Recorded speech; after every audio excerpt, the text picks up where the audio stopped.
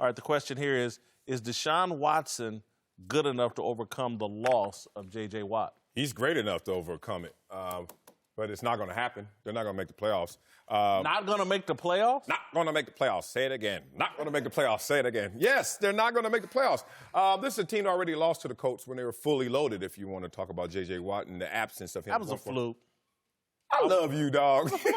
But it's a fluke when they win. Yeah. Fully loaded. So what do you think is going to happen when you're not fully loaded and you lose again? What's that called? Well, it's going to be Deshaun Watson's going to do some magic tricks. Okay. Beat the Colts. Fine. This is not a fluke. The schedule gods. You got the Jags, Ravens, Colts, the team you already lost to, fluke, and Patriots in your next four. Ooh, that's not going to help. We got a Bills team out there that's playing well enough to make the playoffs. They're going to fight with maybe a Chargers team or some team that we don't see right now at 4-4 that's just going to surge at the second half of the season. But the main thing is J.J. Watt last year came back to form. 16 sacks, as we were talking about before. Oh, J.J. Watt's back. And then they got in the playoff game, and all that good defense, all that good defensive player of the year, what happens? 0 sacks, 7 points, 21-7 loss at home to the Indianapolis Colts. So my point is this, as we were saying, kind of last block bleeding into this one. Defensive impact may not be there in terms of who's the personnel or not. But this Deshaun Watson is amazing. But I think the scheduling guys, and I think the fact that they already have a team in your division that's going to get some gap and separation, is going to be why they'll be home in January. I feel like he's good enough to overcome this. Me personally, because I don't see J.J. having one of those J.J. Watt-esque seasons and being an impact like he had been over recent history in this year. I believe their defense is only ranked 20th. I think the part where they make hurt the most is in the rush. I think they were ranked higher in the rush, around 7 or 8, something like that. But the offense is the 4th-ranked offense in the NFL. They score points. And you said yourself, defense doesn't really matter. If I could score enough points, then I can win this game. James Harrison just said defense doesn't matter. I said he said that. I'm sorry. It came out of his mouth. James Harrison just repeated. He said defense that. My head just exploded. Okay, so when you add that in, I feel like he has the ability to overcome the loss of JJ. Yeah, I don't think it's overcoming the loss of J.J. Watt. I think that Deshaun Watson is good enough to lead this team, as is, whether it was with J.J. Watt or without J.J. Watt. That's how I'm looking at it.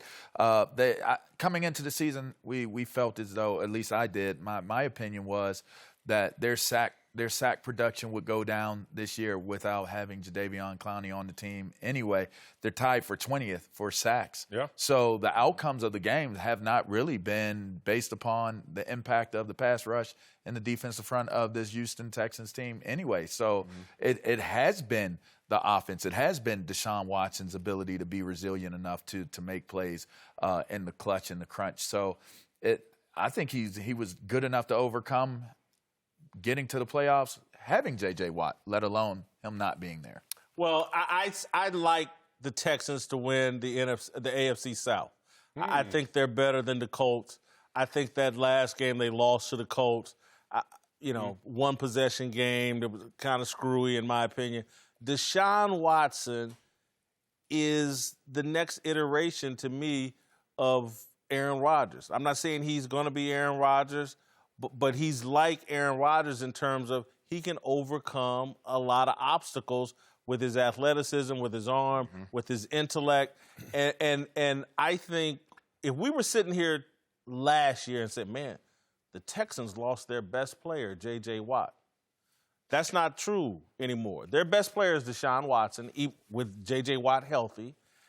Their second best player is DeAndre Hopkins. Yes, he is, and he's talented for one. Yes, with J.J. Watt. So they lost their third best player. It's going to be tough. I don't want to diminish J.J. Watt, but it's going to be tough. But do I think Deshaun Watson can do it? Can he make enough plays with his arms and legs? Do I think he's ready to elevate himself up into that conversation with the elite quarterbacks? Yeah. Yeah, and the thing you said is with his legs. That's what you saw on that play where he extended the play with his athletic ability and his legs. You know as well as I do, chasing a quarterback around that has speed and athletic ability that he does and can still throw the ball it's trouble. Well, it is trouble, but what's also troubling is we're having this conversation spurred off of the injury to J.J. Watt. I'm not trying to put anything out in the universe, but I am going to do my job. There have been injury concerns and issues with Deshaun Watson. You put a little more on his plate, a little more on his shoulders, and then you use those abilities to get behind a porous offensive line despite having its moments this year. And you say, look, we have to do a little more on this side of the ball because of the issues on the other side of the ball where they can't get off the field on third down, 26th rank, or not turning the ball or getting takeaways, 17th rank.